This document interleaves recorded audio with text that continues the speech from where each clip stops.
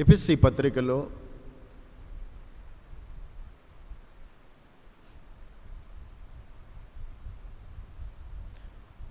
4వ అధ్యాయము 27వ వచనం చదువుకుందాం. చూడండి. అపవాదికి చోటియ్యకుడి. చాలు.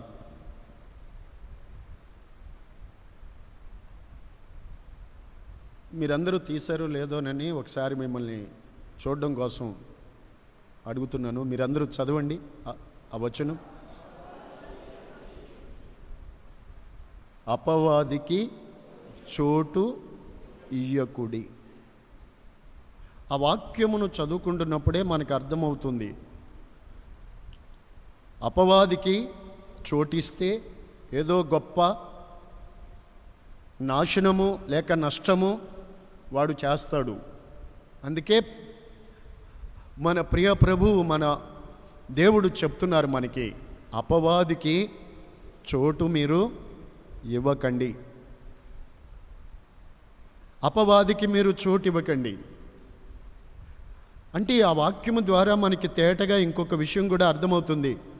మీరు చోటు ఇస్తేనే వాడు లోపలికి వస్తాడు అన్నమాట. వాడు లోపలికి వచ్చాడు అని అంటే, చోటు ఇచ్చారంటే లోపలికి వస్తాడు. లోపలికి వచ్చాడంటే చాలా చాలా వాడు దుర్మార్గుడు, చాలా ఘోరమైనటువంటి నష్టం జరిగిస్తాడు. అందుకని మన ప్రభువు చెప్పారు, అపవాదికి మీరు చోటు ఇవ్వద్దు అని. అపవాది అనగా సాతాను, వాడు తంత్రములు చేస్తాడు. అంటే వాడు తంత్రగొట్టి, వాడు తంత్రవాది.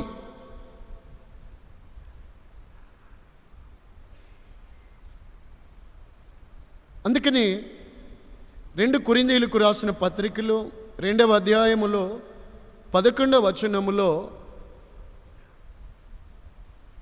అపోస్తులు చెప్పుచున్నారు, మనము చదవండి. నేనేమైనను క్షమించి ఉంటే అంత అక్కర్లేదు, సాతాను మనలను మోసపరచుకుంటున్నట్లు మీ నిమిత్తము అపవాది తంత్రములను మనము, సాతాను తంత్రములను మనము ఎరగని వారము కాము. సాతానుడి యొక్క తంత్రములు అంటే వాడి పథకములు, ఈవిల్ స్కీమ్స్, చెడ్డ పథకాలు వాడు పన్నుతాడు. చెడ్డ పథకాలు, చెడ్డ ప్లాన్లు వేస్తూ ఉంటాడు, పథకాలు. అందుకని అపవాది యొక్క తంత్రములను మనము ఎరగని వారిగా ఉండకూడదు. వినండి, హబక్కు గ్రంథము 1:15 దేవుని వాక్యం ఏమని సెలవిస్తూ ఉంది అంటే, వాడు గాలము వేసి మానవులందరినీ కూడా గుచ్చి లాగుచున్నాడు. వాడు ఏదో విధంగా వాడు పథకము వేస్తాడు, తంత్రము చేస్తాడు. ఆ తంత్రము చేత మానవులను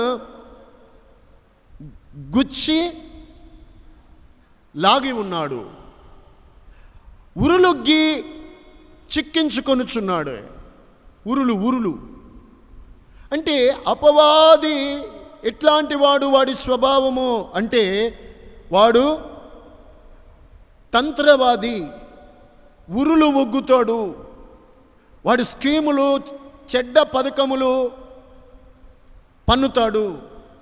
అందులో మానవులను చిక్కించుకుని వాడు సంతోషిస్తాడు. Praise the lord. ఏ విధంగా అపవాది మనుషులలో నష్టము చేస్తాడో, క్రియ చేస్తాడో, ఏ విధంగా వాడికి ఒక తంత్రములు ఎలాగుండునో మనము దేవుని వాక్యములో నుండి చాలా తెలుసుకోవాల్సింది ఉన్నది. ఒకవేళ నీవు అపవాది తంత్రములను ఎరగకుండా ఉన్న వ్యక్తివైతే నువ్వు మోసపోతావు. Praise the lord. హల్లెలూయా. మొట్టమొదటిగా అపవాది తంత్రములు ఎలాగుంటాయో దైవ గ్రంథములో నుండి మనము ఆదిలో సంభవించినటువంటి సంభవాన్ని గుర్తు చేసుకుందాము.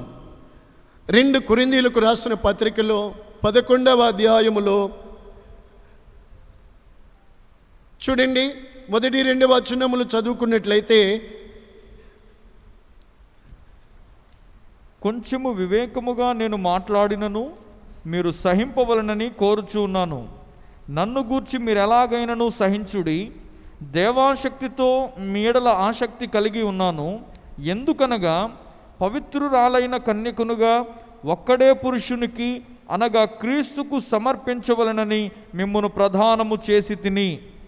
కానీ సర్పము తన కుయుక్తి చేత హవ్వను మోసపరిచినట్లు మీ మనసులు చెరుపబడి క్రీస్తు ఎడలనున్న సరళత నుండి పవిత్రత నుండి ఎట్లయినను తొలగిపోవునేమో అని భయపడుచూ ఉన్నాను. చూడండి, ఈ వాక్య భాగములో దైవజనుడైన పౌలు చెప్తూ ఉన్నారు, సంఘము అనునది దేవుని కొరకు ప్రత్యేకించబడిన దై ఉన్నది. సంఘము అనునది ఒక పురుషుని కొరకు ప్రధానము చేయబడినటువంటి కన్యకకు పోల్చబడి ఉన్నది. అయితే ఒక పురుషునికి ప్రధానము చేయబడిన ఒక కన్యక వలె మనము దేవుని యొక్క సంఘమును గూర్చి ఆ పోలిక ఇక్కడ చదువుతున్నాము. ఒక పురుషునికి ప్రధానము చేయబడిన తరువాత ఆ కన్యకను ఎవరైనా మోసపుచ్చి ఆ పురుషుని మీద నుండి ఆమె మనస్సును తొలగించినట్లయితే ఆమె చెరపబడి అపవిత్రపరచబడి తన జీవితము తనకు నిశ్చయము చేయబడిన ఆ పురుషునితో వివాహము రద్దయిపోతుంది. అలాగే అపవాది తంత్రం ఏంటి అంటే, మిమ్మను క్రీస్తుకు సమర్పించాలని పవిత్రాలైన కన్యకగా ఆయనకు సమర్పించాలని మిమ్మను క్రీస్తుకు ప్రదానం చేసి తిని.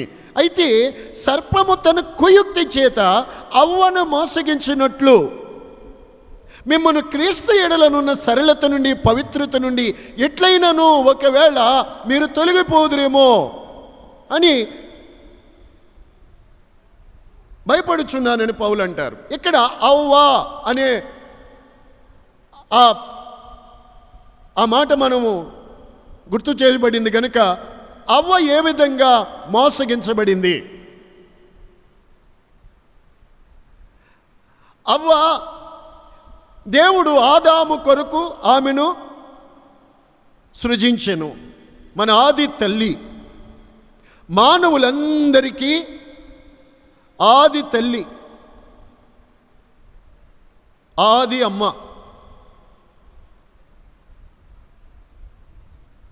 ఈ అవ్వ ఏ విధంగా మోసగించబడిందో మనకు తెలుసు.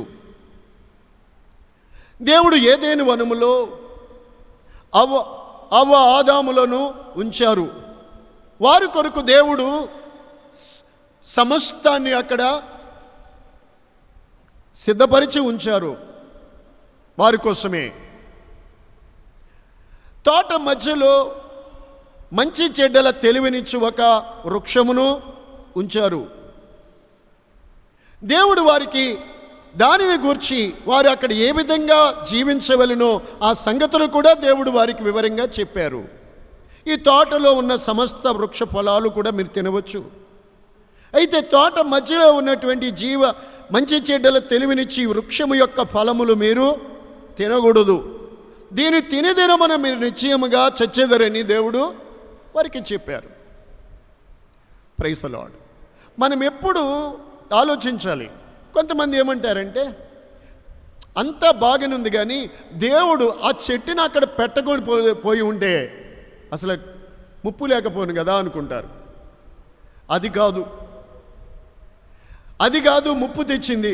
దేవుని మాట వినకపోవడం వల్లే ముప్పు వచ్చింది కదండి.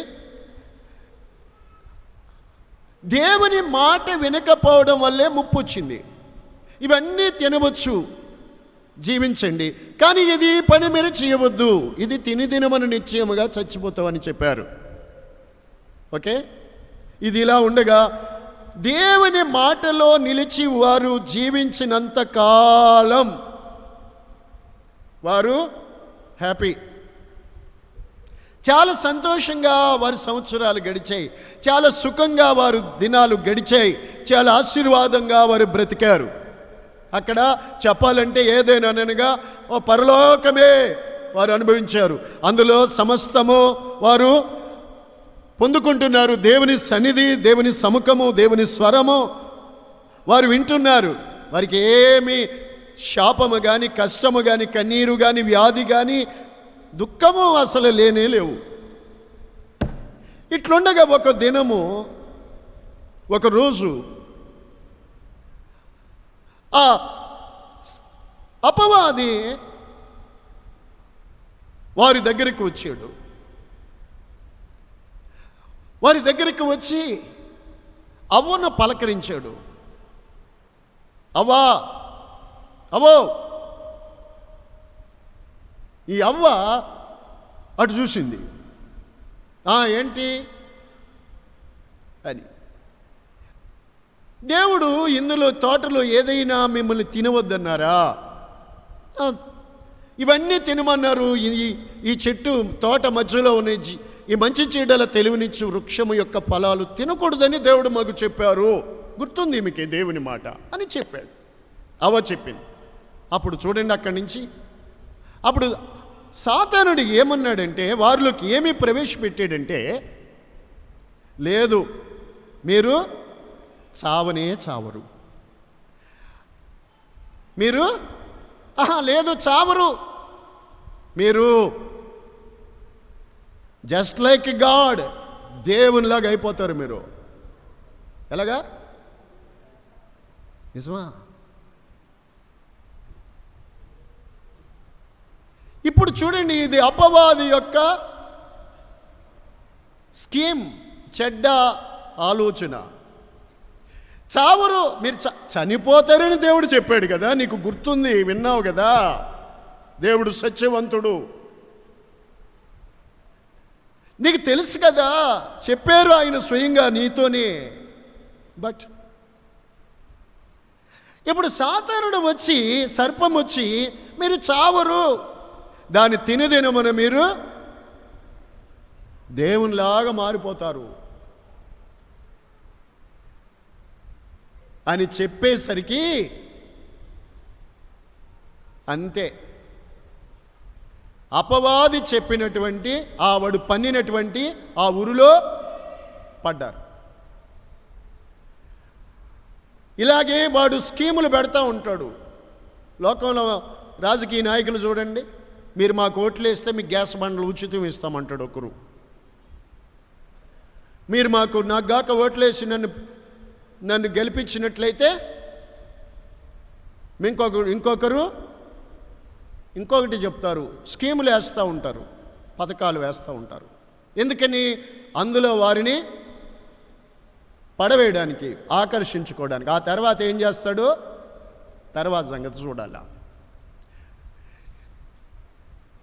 ఈ అపవాది మహా దుర్మార్గుడు.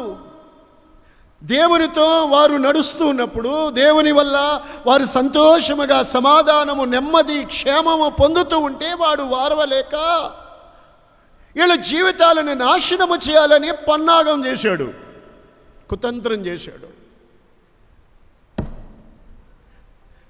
అంతేనండి, వారి దగ్గరికి వచ్చి ఇలా చెప్పాడు. తంత్రం. ఆ తంత్రంలో పడి వాళ్ళు ఏమైపోయారండి? ఇప్పుడు హెబ్రీ పత్రిక 11, 2 కొరింథీ పత్రికల 11లో ఉన్న మాట, అపవాది అవ్వను మోసగించున్నట్లు. అంటే డెవిల్, సాటాన్ ఏం చేస్తాడనమాట? మోసము చేస్తాడు, మోసగించుతాడు. వాడు మోసగాడు, మోసగిచ్చుతాడు వాడు. ఇప్పుడు ఏమైపోయింది? మోసపోయింది. వాడి తంత్రములో పడిపోయి మోసపోయింది. అంతే, దేవుని మాట ఇడిచిపెట్టింది, వాడి మాట చెవిని పెట్టుకుంది, ఆ చెట్టు వైపుకి వెళ్ళింది. దేవుడు చెప్పాడు, మీరు చూడకూడదు, ముట్టకూడదు అన్నారు. మనం ముట్టకూడని వాడిని కన్నెత్తి చూడకూడదు, మనము తినకూడని వాటిని చూడకూడదు, ముట్టకూడదు. బాగా గుర్తుపెట్టుకోండి.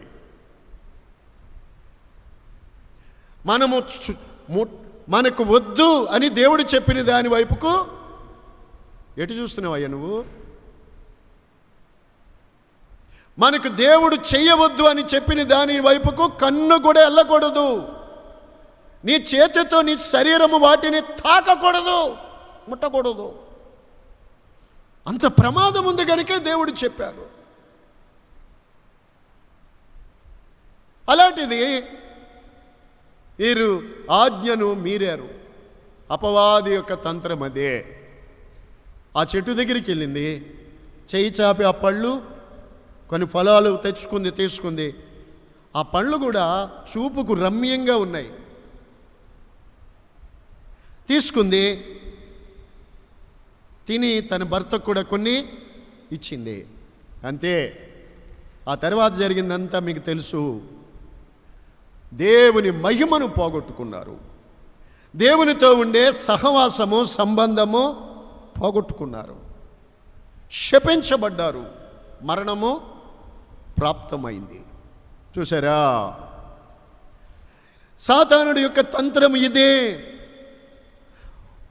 ఇలాగ నీ జీవితంలో వాడు చేయుని గనుకే అపవాదికి చోటు ఇవ్వవద్దు అని దేవుడు మనకు చెప్పుచున్నాడు.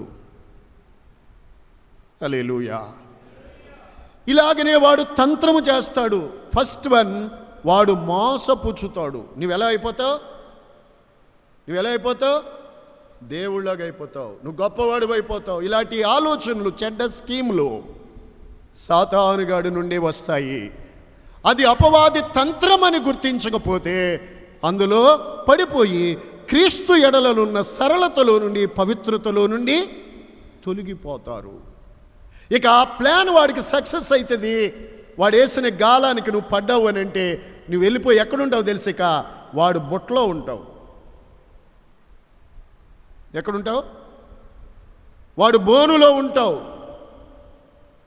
వాడి చేతిలోకి వెళ్ళిపోతావు. ఎంత భయంకరమో! వాడు మోసగాడు, మోసపుచ్చుతాడు. గాలం. Praise the lord. అది అపవాది యొక్క ఉరి, తంత్రము. నువ్వు దేవునిలాగా అయిపోతావు. మోసము సుమా. దేవుడు మనల్ని ఎక్కడ ఉంచాడో అక్కడ ఉండి మనము సంతోషించాలి. దేవుని ఆజ్ఞను మనము అతిక్రమిస్తే క్షేమం ఉండదు, నెమ్మది ఉండదు, సుఖం ఉండదు. ఈ విధంగా సాతానుడు అవ్వను ఏం చేశారు? మోసగిస్తాడు. చాలా స్కీములు వాడు పెడుతుంటాడు, మనకి తెలియవు. వాడు చాలా తంత్రవాది. ఆ ఆలోచనలు చాలా భయంకరమైనవి. మోసగాడు. Praise the lord. హల్లెలూయా, హల్లెలూయా.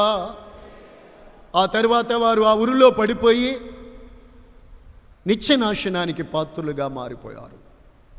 మనము దేవుని బిడ్డలమైన మనము దేవుని మాట వినాలి.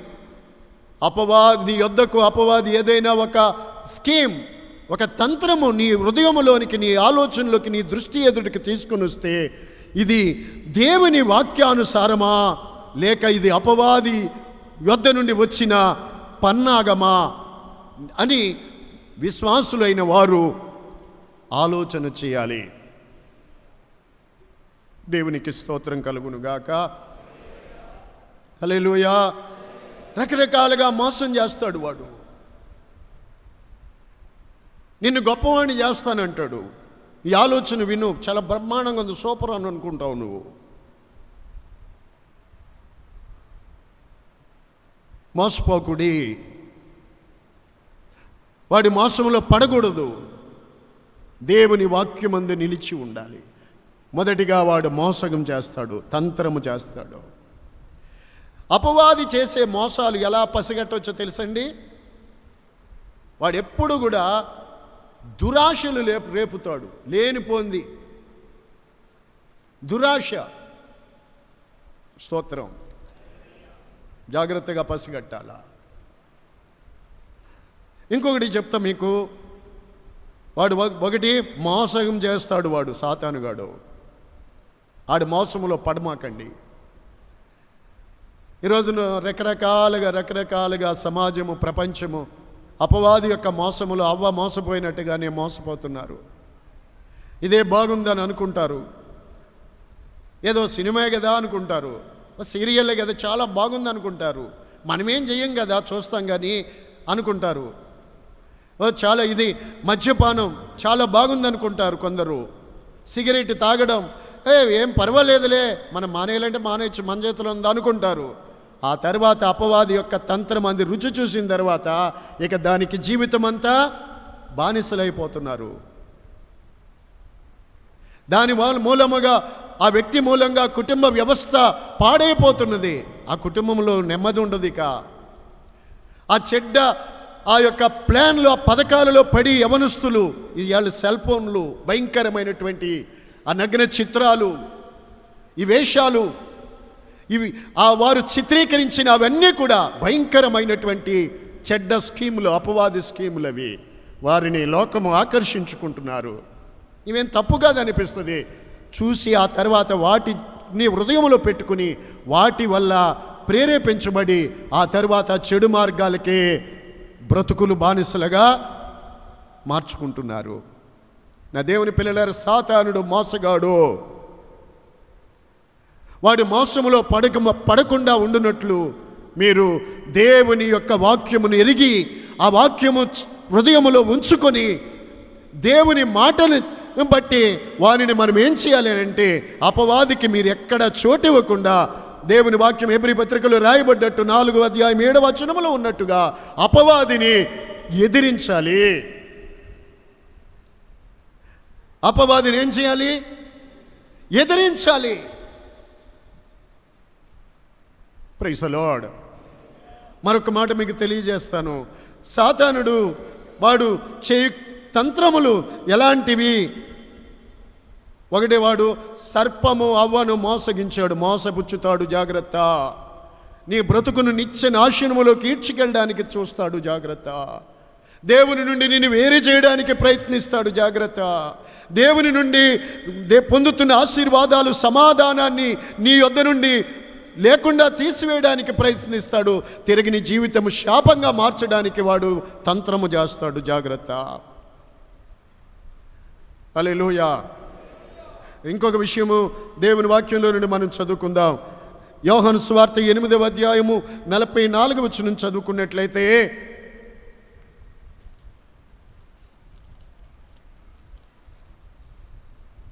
స్తోత్రం. వాడు అబద్ధికుడును అబద్ధమునకు జనకుడునై ఉన్నాడు. హల్లెలూయా. వాడు ఏమై ఉన్నాడు అని అంటే వాడి స్వభావము పైన ఉంది చూడండి. వాడి స్వభావం ఏమిటి? వాడి స్వభావం ఏంటి?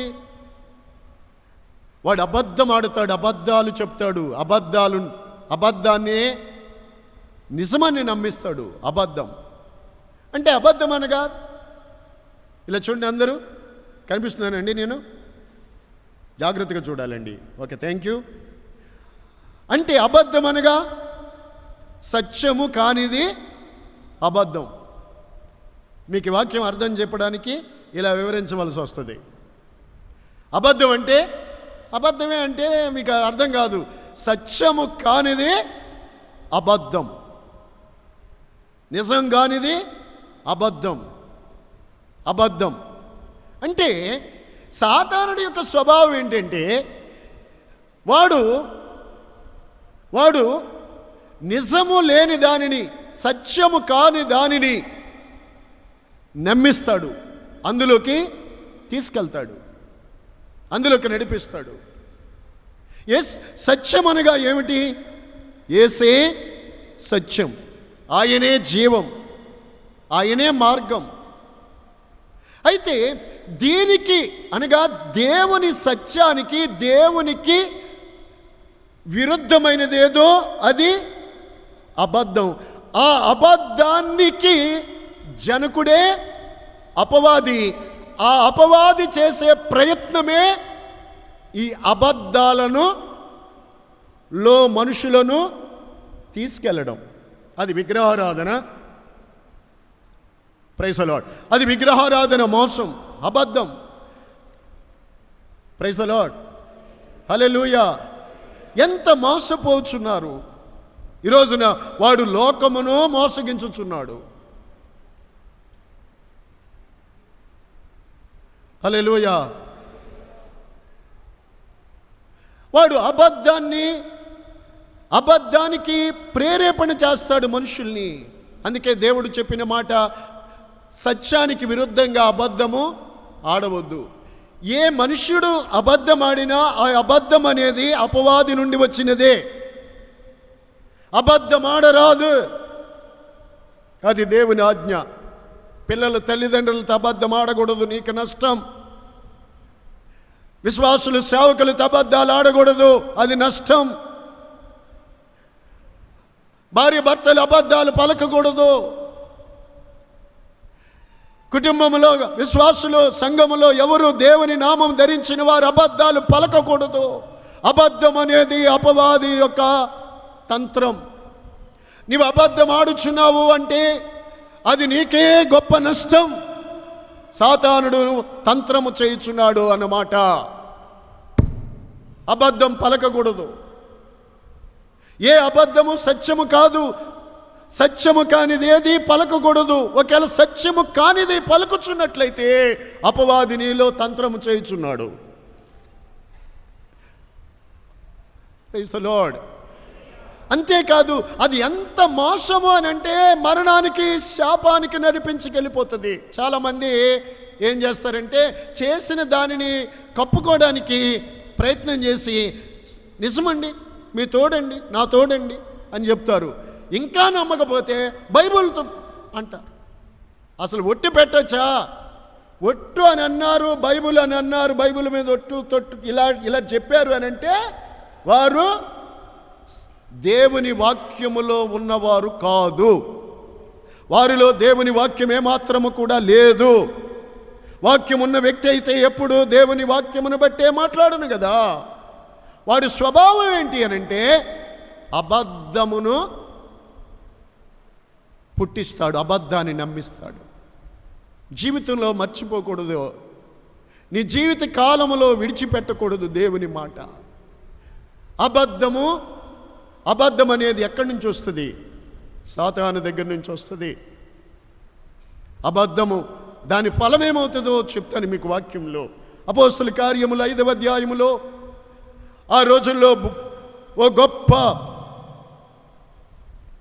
ఉజ్జీవము దేవుని సంఘములో మనము చూడగలుగుతాము. అపోస్తుల సంఘములో, ఆ పరిచర్యలో, ఆ కాలమందు వారి కలిగిన స్థిరాస్తులను అమ్మి అపోస్తుల పాదాల దగ్గర పెట్టుచూ ఉన్నారు. వారికి కలిగింది ఏది వారు నాది అని అనుకోనలేదు. వారికి కలిగింది వారికి సమిష్టిగా ఉండిన ఎంత మంచి హృదయము. స్తోత్రం. స్వార్థం లేదు ఎవరికి, నాకు కూర్చుకోవాలి అనే భావం లేదండి. మంచి మనసు, పరిశుద్ధాత్ముడు ఇచ్చే ఆ సమాధానము అనుభవిస్తున్నారు. స్వార్థం లేదు, నాది మీది అని లేదు, మనది అని సమిష్టి. వారు కలిగిన స్థిరాస్తులు అమ్మి అపోస్తుల పాదాల దగ్గర పెడుతున్నారు. అదే టైంలో అననీయ, సపీరా అనే వారు కూడా తమ ఆస్తులను అమ్మిరి. వారు అననీయ తన భార్య ఏకమై, వారిద్దరు ఏకమై, అననీయ సపీరా ఇద్దరు ఏకమై వారు కలిగిన ఆస్తిని వారు కూడా అమ్మారు. వారు ఇద్దరు ఎరుకనే, అంటే ఇద్దరికి తెలిసే అమ్మిన ఆ తర్వాత వారికి దేవునికి ప్రతిష్ఠించుకుందామని అమ్మారు. ఆ తర్వాత వారిద్దరికి కొంచెము సాతానుగాడు స్వరం వినబడింది. అంతా ఇచ్చేస్తే రేపు నీ సంగతి ఏంటి? హలో, సాతానుగాడు స్వరం వినపడింది. నిజమే కదా అని వాడు ఏం చేశారు? వాడికి లోబడి అమ్మిన దాంట్లో వెలలో కొంత దాచుకున్నారు. ఇద్దరికి తెలుసు, ఇద్దరు ఏకమయ్యే చేశారు. దాచుకుని మిగిలిన దానిని తీసుకొని అననీయ వెళ్ళాడు ముందు దేవుని మందిరానికి. వెళ్ళి అపోస్తుల పాదాల దగ్గర పెట్టారు. అప్పుడు పేతురు పరిశుద్ధాత్మతో నిండుకుని ఇలా చెప్పారు, అననీయ, పరిశుద్ధాత్మను మోసగించుటకు సాతాను ఎందుకు నీ హృదయమును ప్రేరేపించెను? చూసారండి, సాతానుడు ఏమి చేస్తాడు? వాడు స్వభావాన్ని అనుసరించే వాడు క్రియ చేస్తాడు, మోసగిస్తాడు. ఇక్కడ చూడండి, అననీయ ఎందుకు దేవుని ఆత్మను మోసగించడానికి, పరిశుద్ధాత్మను మోసగించడానికి సాతానుడు నీ హృదయం ప్రేరేపించాడు. ఈ ప్రేరేపణ అపవాది నుండి అతనికి వచ్చింది.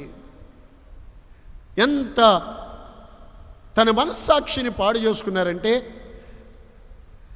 ఇది దేవుడు ఎరుగును అనే భయము పోయింది. దాచుకోవడం,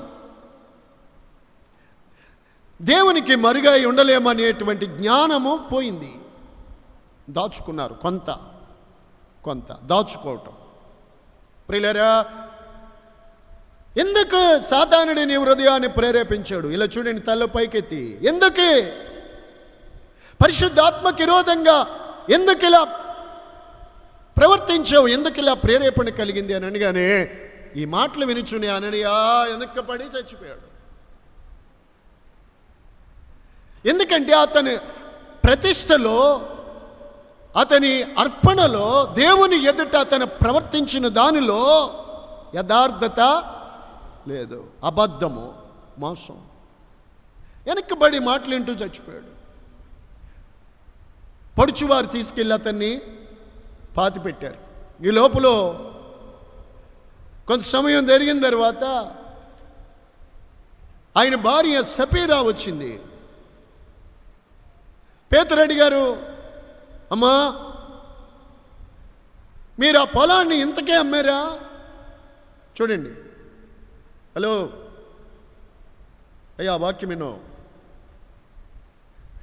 మీరు ఆ పొలాన్ని ఇంతకే అమ్మారా? ఆమె ఏమంది? అవును, ఇంతకే అమ్మేమంది. ఎందుకంటే ఆమె కూడా ఏకీభించింది.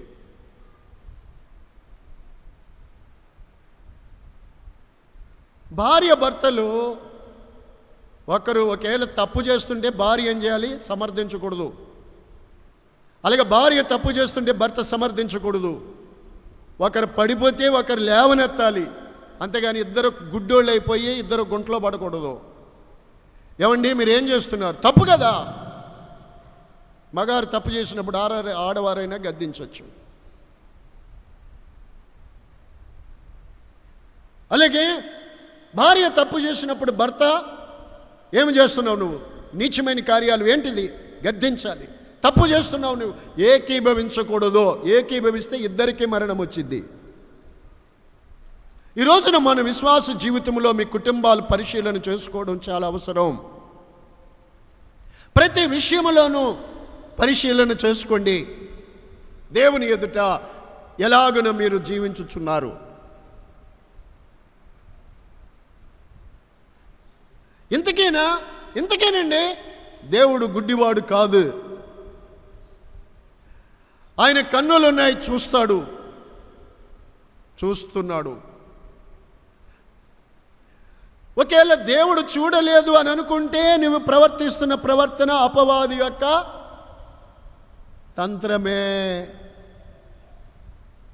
దేవుడు నన్ను చూచుడు లేదు అని అనుకుంటే, నేను చేసేది దేవుడికి తెలియదు అని అనుకుంటే, సాతానుడి యొక్క క్రియ నీలో జరుగుచున్నది, అపవాది తంత్రమే.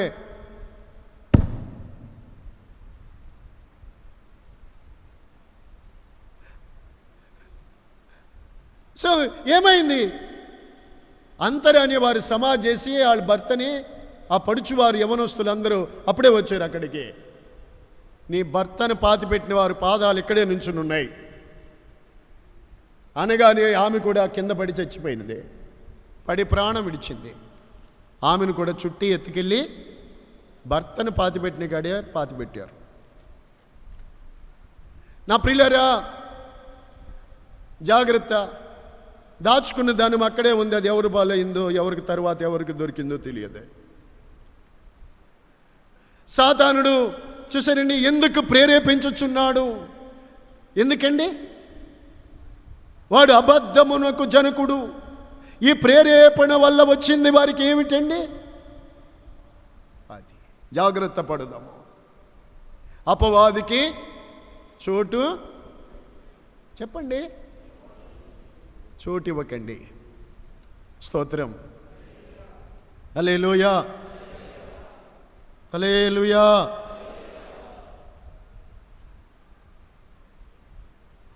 ఏ అబద్ధికుని యందు, ఇంకో మాట కొలసీరి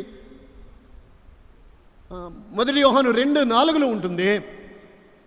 ఆయన ఎరిగి ఉన్నానని చెప్పుకొనొచ్చు, ఆయన ఆజ్ఞలను గైకొనకపోతే వాడు అబద్ధికుడు. సోదరా సోదరి, ఆయన ఎరిగి ఉన్నానని చెప్పుకొనొచ్చు, నీవు ఆయన ఆజ్ఞలను గైకొనకుండా ప్రవర్తిస్తూ ఉంటే ప్రార్థన చేసుకుంటావు. కిస్మిస్కి కూడా వెళ్తావు, ఓకే, ఇంకేమని చేస్తావు. కానీ ఈ చెయ్యంది ఏంటి అంటే, ఆయన ఎరుగున్నానని చెప్పుకొని ఆయన ఆజ్ఞల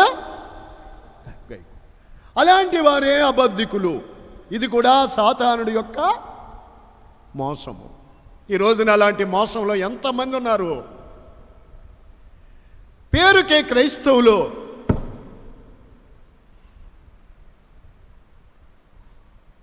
మెడలో సిలువ ఉంటుంది, నోట్లో సిగరెట్ ఉంటుంది. ఆదివారం గుళ్ళో ఉంటావు, సాయంకాలం సినిమాలో ఉంటావు. ఎంతమంది అండి మీలో నిజంగా ఈ రోజున దేవుడు అలాగే క్రియ చేయ వస్తే మనకి ఇరువుగా సమాధుల కార్యక్రమాలే ఎక్కువ ఉండేవు, ఎక్కువగా జరిపించవలసి వచ్చి ఉండును. ఈ రోజున సంఘాలలో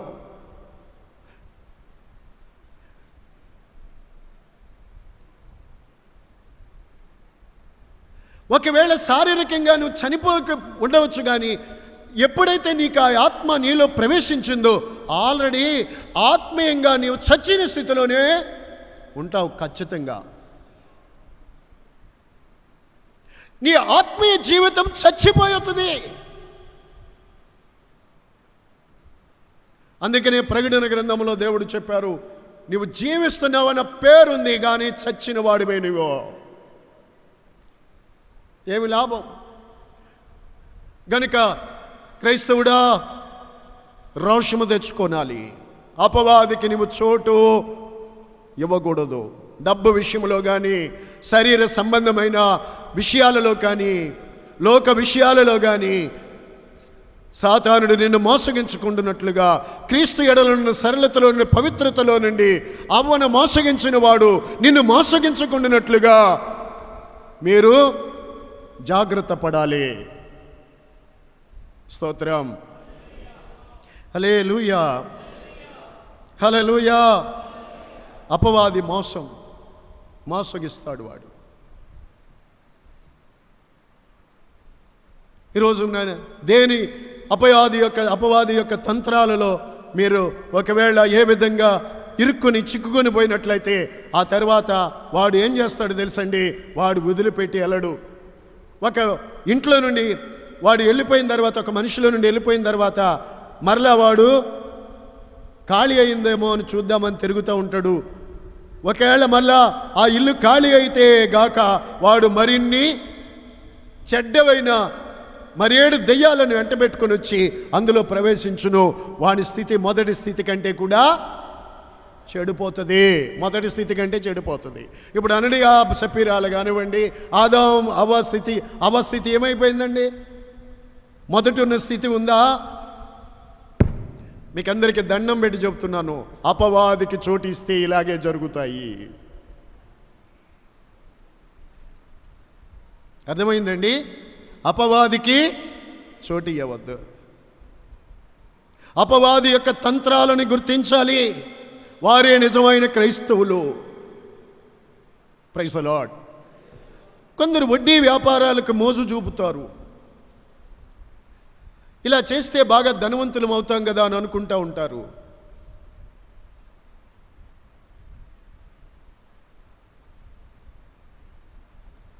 ఇలాంటి దురాశలన్నీ అపవాది నుండి కలిగినవని గుర్తించకపోతే వారు అందులో కొట్టుకొని పోతారు. ఇక దేవుని ఎడల నీ మనస్సు ఉండదు. జీవిస్తున్నావు అనే పేరే ఉంటుంది, చచ్చిన స్థితిలో ఉంటావు. జాగ్రత్త. Praise the Lord. ప్రతి అబద్ధానికి తండ్రి, ఆ బీజాన్ని వదిలినవాడు అపవాది. నీ జీవితంలో అబద్ధానికి తావు ఇవ్వరాదు. Praise the lord. ప్రకటన 21:8 ఉంది, పిరికివారు, అవిశ్వాసులు, మాంత్రికులు, విగ్రహారాధికులు, వ్యభిచారులు, నరహంతకులు, అపవిత్రులు, వీరందరూ, అబద్ధికులందరూ అగ్ని గంధకములతో మండు గుండములో పాలు పొందుతారు. ఇది వారికి 2వ మరణం అని రాయబడి ఉంది. Praise the Lord. అందుకనే సాతానుడు అబద్ధాలను పుట్టిస్తాడు. అబద్ధం అనగా సత్యమును నమ్మకుండా, సత్యాన్ని అనుసరించకుండా, సత్యాన్ని వెంబడించకుండా, సత్యములో నిలిచి ఉండకుండా క్రియ చేయడానికి చూస్తాడు సాతానుడు. అలాంటి వాటిలోకి వెళ్తే వాటి వల్ల రక్షణ లేకపోగా శిక్ష వచ్చును. Praise the lord. హల్లెలూయా. నా ప్రియమైన దేవుని బిడ్డలారా, అతిక్రమాలు దాచిపెట్టకూడదు. అతిక్రమాలు దాచిపెట్టివాడు వర్ధిల్లడు. ఆమేన్. మరో మాట మీకు తెలియజేస్తాను, వాడు స్వభావము. దేవుని వాక్యంలో మనం చూద్దాము. లూకా సువార్త 8వ అధ్యాయము 12వ వచనము.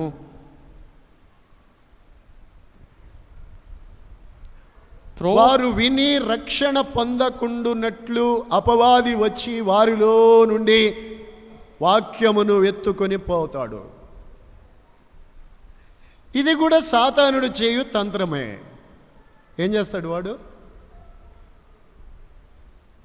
అమ్మా, ఏం చేస్తున్నారు మీరు?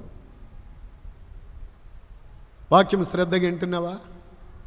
పనిమాని వచ్చావు దేవుని మందిరానికి, సంపాదించుకోవాలి దేవుని వాక్యము. మనుష్య కుమారుడు వాక్యం ఎత్తుచున్నారు. వాక్యము వారిలో గొప్ప ఫలాలు తెస్తుంది. నిత్య జీవం అనే పంట ఆ వాక్యము ద్వారా వారు పొందుతారు. అయితే దుష్టుడు చేస్తున్న క్రియ ఏంటో తెలుసా? సాతానుడి యొక్క తంత్రం ఏంటో తెలుసండి? విత్తబడిన వాక్యము వారు గ్రహించకుండానట్లు అపవాది వారి వచ్చి వారిలో నుండి ఆ వాక్యాన్ని ఎత్తుకుపోతాడు. వాడు దొంగ. హల్లెలూయా. వాడు ఏం చేస్తాడండి? ఏమెత్తుకెళ్తాడు? దొంగ. ఏమెత్తుకెళ్తాడు? విలువైంది ఏదో అదే ఎత్తుకెళ్తాడు. సాతానుగాడు మీ బంగారాలు వాడికి అక్కర్లేదు, మీ డబ్బు వాడికి అక్కర్లేదు. వాడికి అక్కర్లేదు. డబ్బు బంగారాలు వాడు ఎత్తుకెళ్ళు. మరి ఏది ఎత్తుకెళ్తాడు తెలుసండి? అమూల్యమైన దేవుని వాక్యమును నీలో నుండి ఎత్తుకుపోతాడు. అప్పుడు నీలో ఏముంటుంది? నువ్వు చర్చిలో ఉంటావు అంతే, నీ గుండెల్లో వాక్యం ఉండదు. నువ్వు క్రైస్తవుడు అని పేరు ఉంటుంది అంతే, నీలో దేవుని వాక్యం ఉండదు. కనుక నీ స్థితి ఎలా ఉంటుంది తెలుసండి? వారు వాక్యము వినివారు కానీ విని రక్షణ పొందరు. ఎందుకని? వాక్యం వారిలో లేదు గనుక. ఎంతకాలం నువ్వు ఆ స్థితిలో ఉంటావు? అపవాది చేసే కార్యం అది. వాక్యమును వాడు ఎత్తుకుపోతూ ఉంటాడు, ఎత్తుకుపోతాడు. దొంగవాడు మీలో దేవుని వాక్యము లేకుండా ఎత్తుకుపోతాడు. అందుకే చాలామందికి మిగతావి ఏవైనా సంవత్సరాలు గడిచిపోయినా కానీ మిగతా విషయాలు గుండెల్లో ఉంటాయి. నా గుండెల్లో ఉన్నాయి అంటారు, కానీ దేవుని వాక్యం, ఈరోజు చెప్పిన వాక్యము మరలా సాయంకాలము గుర్తుండదు. కారణం, నీవు గ్రహించుటలేదు, నీవు దానిని గ్రహించుటలేదు. అది సాతానుడి యొక్క తంత్రం. గ్రహిస్తున్నారు. అందుకే యేసయ్య చెప్పి వాక్యము చెప్పినప్పుడు వారిని అడిగారు, మీరు గ్రహించారా? శిష్యులను గ్రహించాం ప్రభువా. గ్రహించాలి. వాక్యాన్ని గ్రహిస్తే ఆ వాక్యము యొక్క ఫలము అక్కడ వారిలో ఫలిస్తారు, కనిపిస్తుంది. Praise the lord. Hallelujah, hallelujah. వాక్యము అందరూ ఆ హృదయములో ఉంటే ఆ వ్యక్తి ఎలా ఉంటాడు తెలుసండి? ఎందుకు ఎత్తుకుపోతాడు దుష్టుడు? వాక్యాన్ని చెప్తాను నేనండి. ఎందుకు ఎత్తిపోతాడు తెలుసా? వాక్యము నీలో ఉన్నప్పుడు నువ్వు బలవంతుడవు. యోహాను పత్రికలో చదవండి. యవనస్తులారా, మీరు బలవంతులు. ఎందుచేతంటే దేవుని వాక్యము మీ యందున్నది. కాగా మీరు దుష్టుని జయించుదురు. దుష్టుని జయించడం అంటే ఎలాగా? కొంతమంది ఎర్రి వాళ్ళుగానే ఉంటారు. ఎప్పుడో వేసి రక్తం చేయం, వేసి రక్తం చేయం, వేసి రక్తం చేయమా. నీలో వాక్యం ఉండొద్దా? నీ పే కట్టుకొని నొక్కుతాడు వాడు, వదిలిపెట్టాడు వేసి రక్తం చేయమన్నా సరే. ఎందుకని? నీలో దేవుని వాక్యము లేనప్పుడు. నేను కొంతమంది చూస్తాను, దెయ్యాలు పట్టుకుని వాళ్ళు దగ్గరికి వచ్చి ప్రార్థన చేయించుకున్నప్పుడు ఈ దురాత్మల చేత పీడించబడ్డ వాళ్ళు ఎందుకని దొల్లి దొల్లి ఏడుస్తుంది, అది కింద పడేసి ఆ అమ్మాయిని అనుకుంటే అంటది, నేను వదలను, నేను వెళ్ళను, నేను వదలను, ఈమెను వదలను, ఈమె నాకు కావాలి, తీసుకెళ్తానంటుంది. ఎందుకు వదలవు? ఎందుకు వదలవు? ఎందుకు తీసుకెళ్దావాలనుకుంటున్నావు? ఈ వంటి చాలా ఇష్టం. వాడి స్వభావాలన్నీ ఈమెకు చాలా నచ్చుతాయి, ఇష్టం. అందుకని ఏమి నాకు చాలా ఇష్టము, వదలను, వదలను, చంపుతాను, తీసుకెళ్తాను, వదలనంటుంది. వదలనంటుందండి బాబా, వదలనంటుందని భయపడు మాత్రం. ఆ అమ్మాయిలో చేతులు పెట్టి ప్రార్థన చేసినప్పుడు చాలాసేపు అండి ఇక్కడ పారేసి కింద పడేసి విలవిల్లాడించి గద్దించి ప్రార్థన చేస్తుంటే వదలను, వదలను, వెళ్తాను, వెళ్తాను అంటుంది. విడిచిపెట్టలేకపోతే ఏడుస్తుంది. పాములో తిరిగి ఏంటి ఈ పరిస్థితి అని గమనించినప్పుడు ఆ గుండెల్లో పాతుకుపోయి అది ఆమెను విడిచేయడానికి ఏడుస్తుంది. దానికి బాగా అనుకూలంగా ఉంది. దీన్ని నాశనం చేయాలని విడిచి వెళ్ళడం అంటే వాడికి బాధ. ఆ దెయ్యం పోయిన తర్వాత ఆమె జీవితం బాగుపడ్డదండి, కుదుర్చబడ్డది, కుదిరైంది, బాగైంది. ఆమె జీవితమే బాగుపడింది. నేను ఎన్నో చూశాను, చెబుతున్నాను మీకు. సాతానుగాడు వారి జీవితాలను నాశనం చేయడానికి ప్రయత్నం చేస్తూ ఉంటాడు. వాక్యము నీలో ఉంటే నీవు తీసారా మీరు? మొదటి యోహాను పత్రిక 4వ అధ్యాయమా అవండి, మొదటి అధ్యాయము 2వ అధ్యాయము 13వ వచనము. యవనస్తులారా మీరు బలవంతులు. వాక్యం వినమాయ్, బైబిల్ చూడు, ఆడుకోమాక. యవనస్తులారా మీరు బలవంతులు, దేవుని వాక్యము మీ యందు నిలుచుచున్నది గనుక మీరు దుష్టుని జయిస్తున్నారు. ఏ మనిషిలో దేవుని వాక్యము నిలిచి ఉంటుందో ఆ వ్యక్తి దుష్టుణ్ణి జయిస్తాడు. వాక్యము నీలో లేకపోతే జయించలేవు దుష్టుణ్ణి. అందుకని సాతానుగాడు వెంటనే వేసే ఉరి ఏంటంటే వల ఏంటంటే, చూడండి, కొంతమంది చర్చికి వచ్చి నిద్రపోతారు. ఎంతమంది నిద్రపోతున్నారు? ఒకసారి మీ పక్క వాళ్ళని వెనక్కి తిరిగి చూడండి. వాళ్ళకి సిగ్గు వచ్చిన కళ్ళు తిరుగుతారేమో. వాక్యం చెబుతున్నారు ఇక్కడ, కానీ కొంతమంది వెనక్కి తిరిగి చూడండి, వాళ్ళకి సిగ్గు వచ్చింది. కాస్త ఎదురున్న వాళ్ళు వెనక్కి తిరిగి చూడండి. నిద్రకి సిగ్గు ఉండదంట. నిద్ర చాలా నష్టం అండి. నేను ఆ మధ్య పేపర్లో చదివాను ఒక విషయం. పెట్రోల్ బంక్ అమ్ముకునే ఒక వ్యాపారి, రాత్రి 10 తర్వాత ఆ డే అంతా మీ నమ్మకం క్యాష్ అంతా పట్టుకొని స్కూటర్ మీద బయలుదేరి తన ఇంటికి వెళ్ళాడు. ఈయన్ని పసిగట్టాడు దొంగ. లాక్డౌన్ టైం కదండి, చేతులు గాలి అయిపోయినట్టున్నాడు. ఆడేసాడు ఈయన మీద కన్ను. ఈ క్యాష్ పట్టుకొని రోజు వెళ్తాడంటే ఈయన, ఆడి కన్ను వేసాడు. ఈయన కూడా పాలయ్యాడు పక్కన. చిన్నగా ఈయన ఇంట్లోకి బ్యాగ్ కట్టుకుని వెళ్ళగానే ఈడితో పాటు ఎల్లగెళ్ళిపోయాడు. డోర్ కట్టని తీసుకుని లోపలికి వెళ్ళిపోయాడు.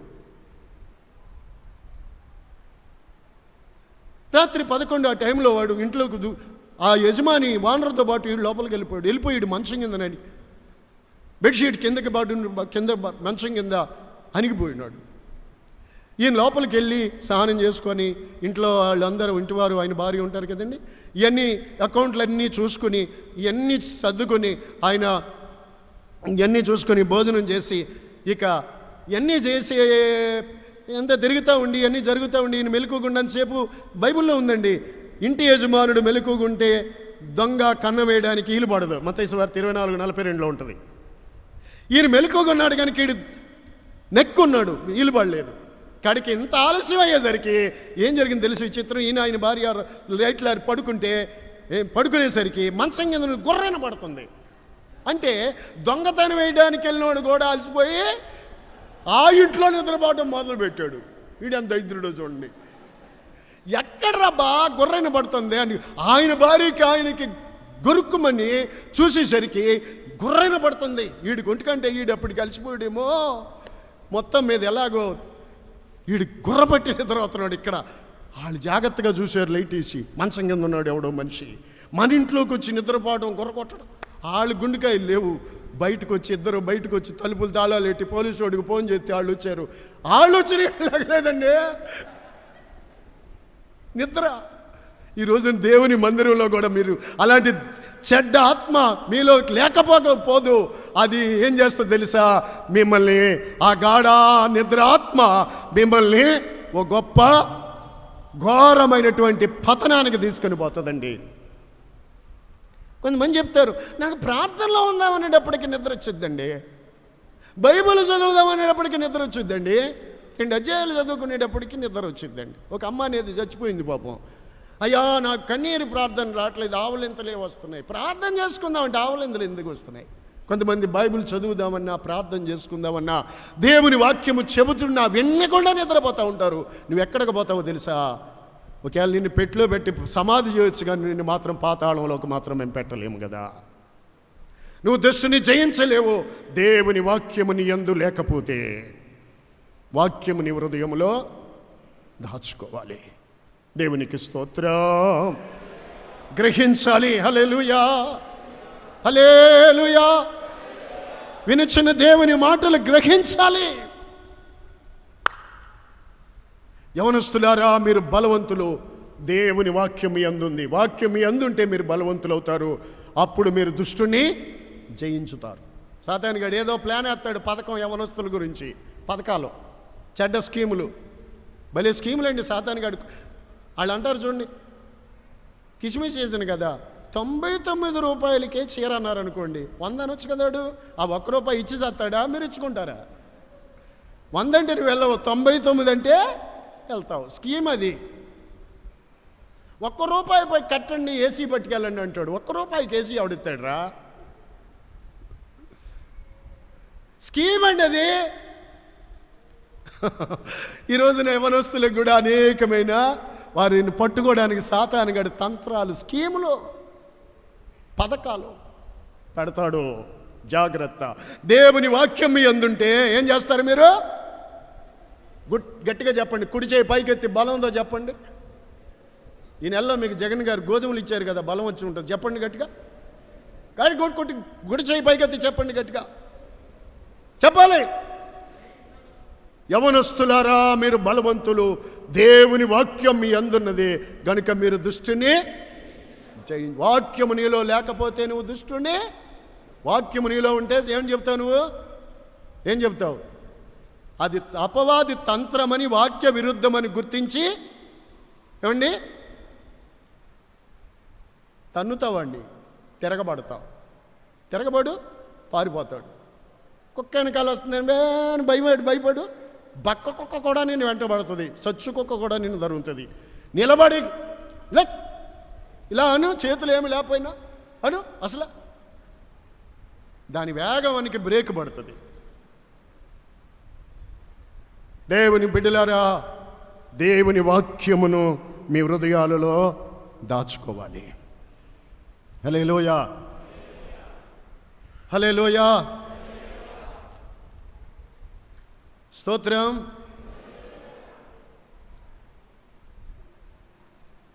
హల్లెలూయా.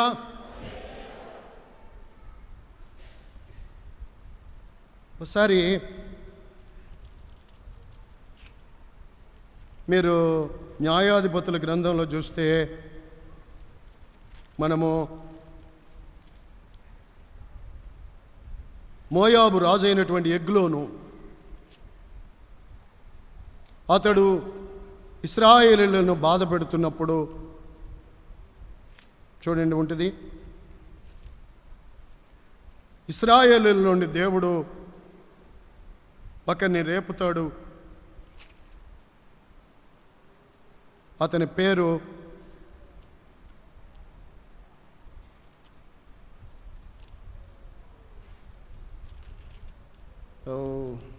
స్తోత్రం,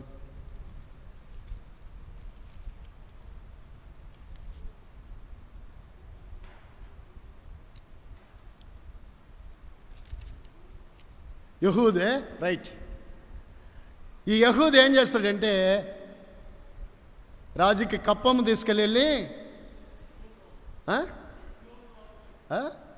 ఎగ్లోను, అదే ఆ రాజు, అది మోయాబు రాజోడు, అతని కప్పం ఇవ్వడానికి తీసుకెళ్ళి ఈడు ఇశ్రాయేలుని బాధ పెడుతున్నాడు కనుక అప్పుడు ఏం చేస్తాడు తెలుసా? తన కుడి తొడ మీద 3 రెండంచులు కత్తి బట్టలో కట్టుకుంటాడు. కుడి తొడ మీద కట్టుకుని, రాజా మీతో ఒక సీక్రెట్ రహస్యం మాట్లాడాలంటాడు.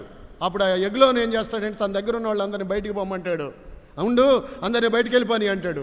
అందరినీ బయటికి పంపేసిన తర్వాత ఏంటి చెప్పు, దేవుడు సెలవిచ్చిన మాట నీకు చెప్పాలి అని అంటే లోపలికి వెళ్ళిన తర్వాత యెహూదు అతను ఏం చేస్తాడు తెలుసండి? బాగా స్థూలకాయుడు, బాగా పొట్ట ఉంటుంది, బాగా స్థూలకాయుడు అని బాగా స్టౌట్గా ఉంటాడు, లావుగా ఉంటాడు. అని ఏం చేశాడంటే ఈ పంచి కుడి తొడ మీద లోపల వస్త్రంలో కట్టుకున్నాడండి పదునైన 2 వాయులు కలిగినటువంటి కత్తి. ఆ కత్తి తీసి ఆడు కడుపులో పొడుస్తాడు. కొవ్వు పిడి మీద గంట వచ్చేస్తుంది. ఆడు అందులో పడి ఎగులోను చచ్చిపోతాడు. అప్పుడు దొడ్డుదారి నుంచి బయటకు వస్తాడు. రాజు యొక్క సేవకులు ఆయన ఏదో విశ్రాంతి తీసుకుంటున్నాడేమో అని, ఆయన ఏదో ఇంకేదైనా చేసుకుంటున్నాడేమో అనుకుని కాసేపు వెయిట్ చేసి చూస్తారు. ఆ తర్వాత తౌలుపులు తీయకపోతే పగలగొట్టి చూస్తే రక్తంలో పడి చచ్చిపోయి ఉంటాడు. నా దేవుని బిడ్డలారా, యెహూదు వలే ప్రతి యవనస్తుడు కూడా నీవు 2 అంచుల వాడి అయిన ఖడ్గాన్ని నువ్వు కట్టుకుని బ్రతకాల్సిన రోజులు ఇవి. ఎందుకంటే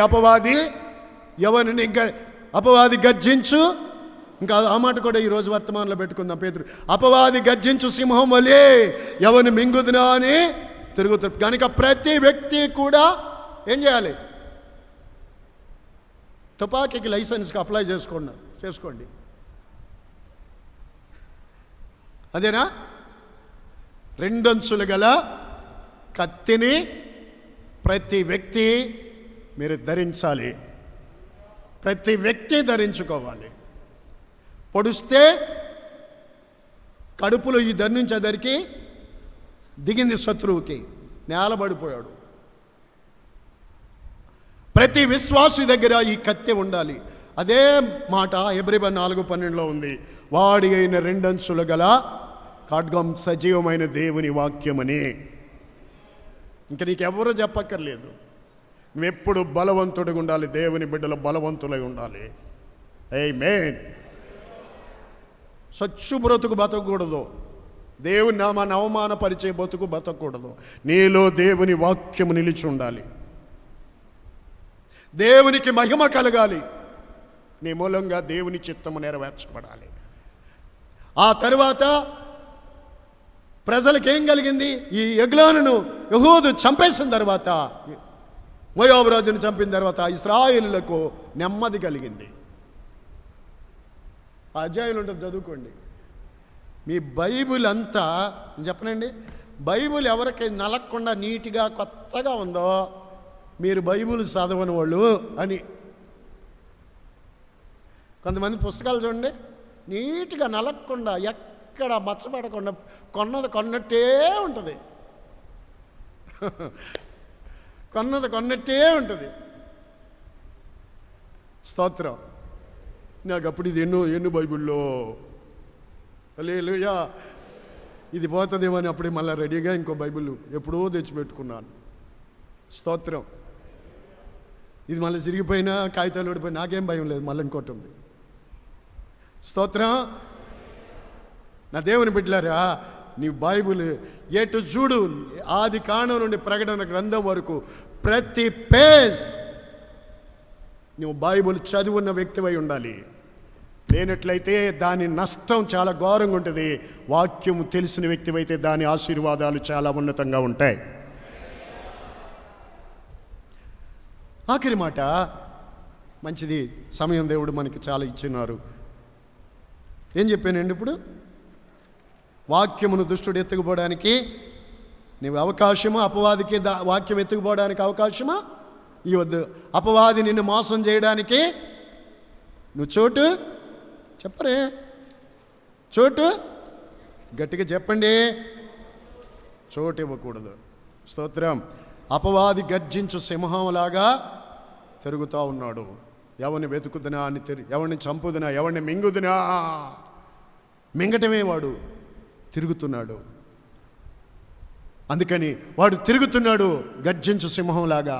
గనక మన దగ్గర ఏముండాలండి? చెప్పండి, గట్టిగా చెప్పండి, గట్టిగా చెప్పండి. వీళ్ళకి ఏమి వినబట్టలేనట్టుంది, మీరు గట్టిగా చెప్పండి.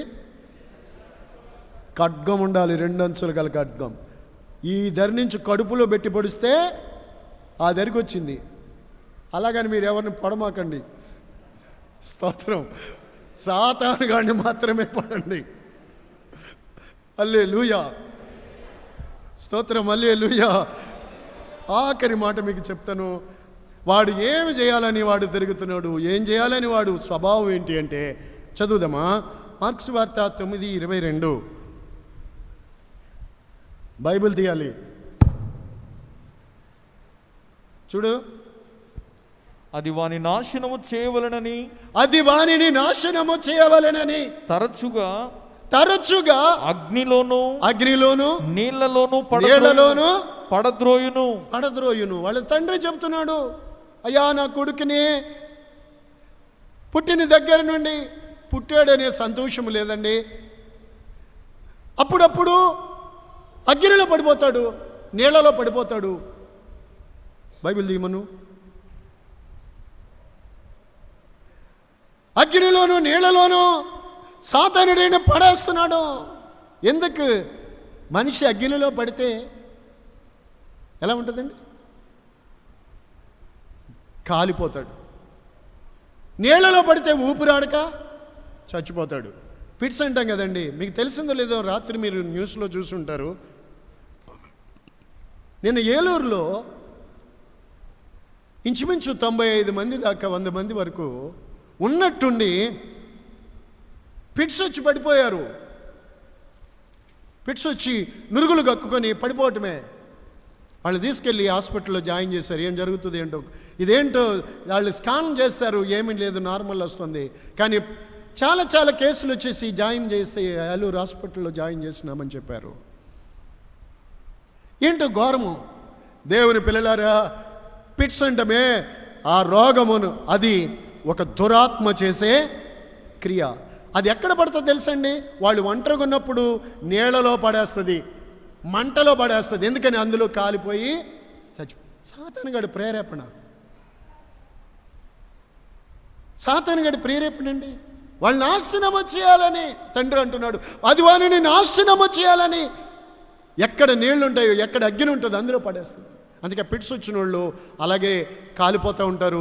ఎవరు చూడకపోతే అందులో నీళ్ళలో పడి చచ్చిపోతూ ఉంటారు. సాతానుగాడు చేసే క్రియ.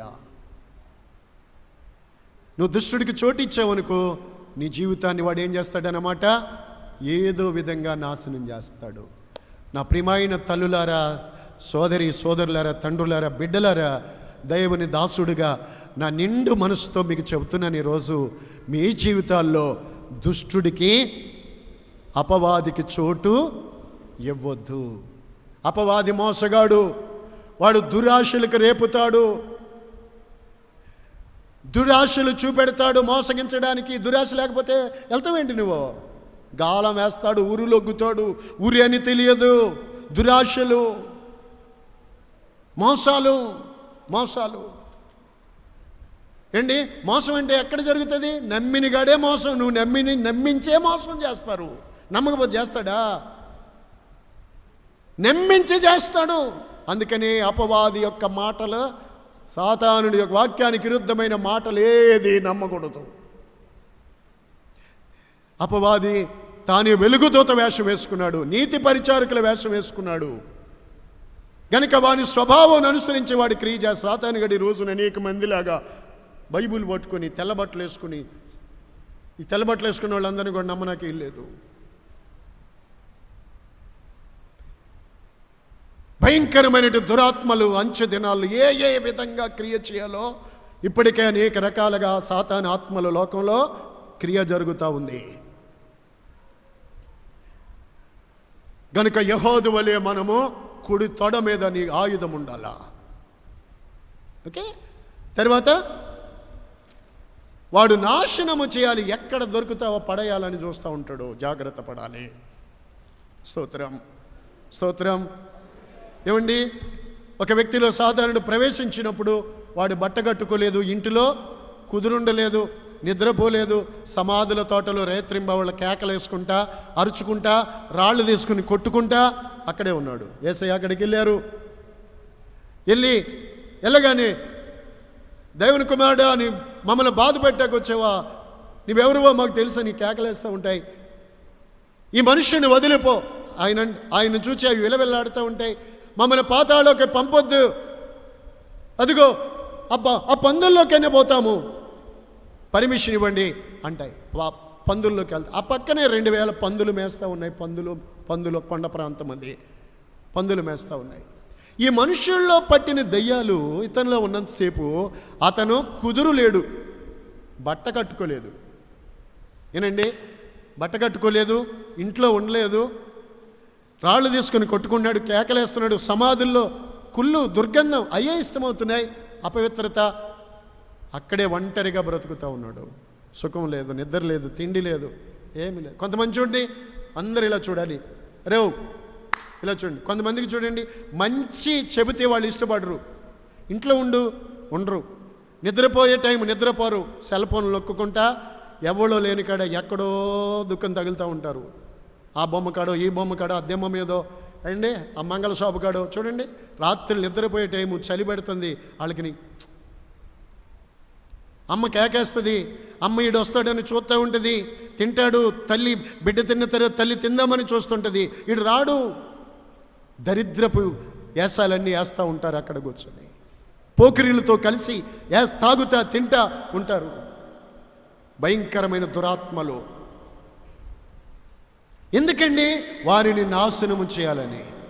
అంతసేపు వాడికి కుదురు లేదండి. ఆ తర్వాత యేసయ్య వచ్చాడు, వానిలో ఉన్న దురాత్మలన్నీ గద్దించారు. అవి పందుల్లోకి వెళ్ళడానికి కోరుకున్నాయి. పందుల్లోకి మనిషిని వదిలిపెట్టి పందుల్లోకి వెళ్ళిన తర్వాత పందుల పరిస్థితి ఏమైందో తెలుసా? మార్క్సు వార్త 5వ అధ్యాయంలో మీరు చదివితేనండి 13వ వచనంలో ఆ పందులు ప్రపాతమున వడిగా పరిగెత్తుకెళ్ళి సముద్రంలో పడి ఊపిరి తిరగక చచ్చిపోయి. అసలు పందిని మీరు చూస్తే సాధారణంగా దాని అంతటి అది దున్నపోతులాగా గేదలాగా చెరువులోకి దిగి నీళ్లలోకి దిగి పండుకుంటుందండి. రత్నం గారు పడుకుంటుందా? భయం నీళ్ళంటే. ఎందుకని? దాని మెడ కొరస మెడంగదో, కాళ్ళు పొట్టి, శరీరము గుండ్రంగా ఉంటుంది. గుండ్రం.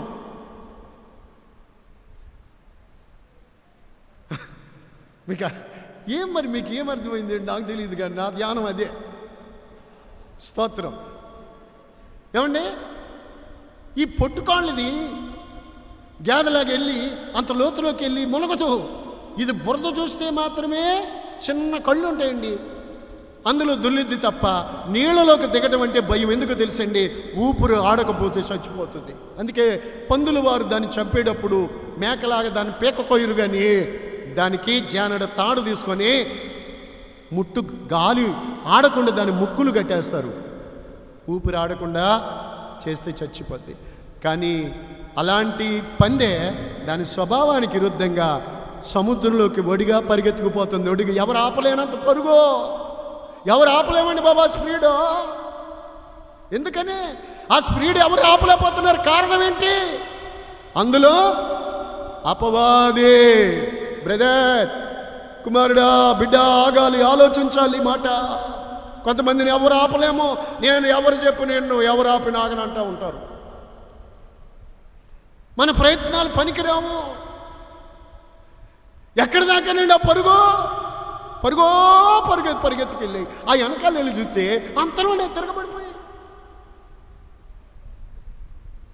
అయ్యే బాబు, ఇందుకండి పరుగు? నా దేవుని ప్రజలారా, సాతానుగాడు చేయు తంత్రం ఇదే, నాశనము చేయాలని. స్వభావము, దాని స్వభావం అది.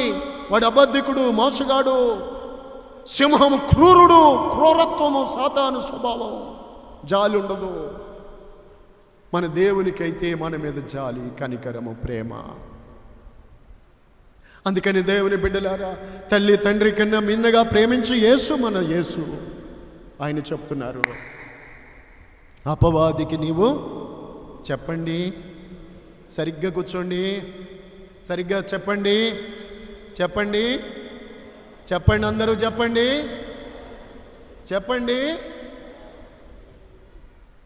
చెప్పాలి. చెప్పండి. బయట ఉన్నవారు, టెంట్లో ఉన్నవారు చెప్పాలి. అపవాదికి చోటు. నీ ఇంట్లో టీవీ కావాలా? టెలివిజన్ పెట్టే నీకు కావాలా? అపవాదికి చోటు ఇచ్చినట్టే. స్తోత్రం.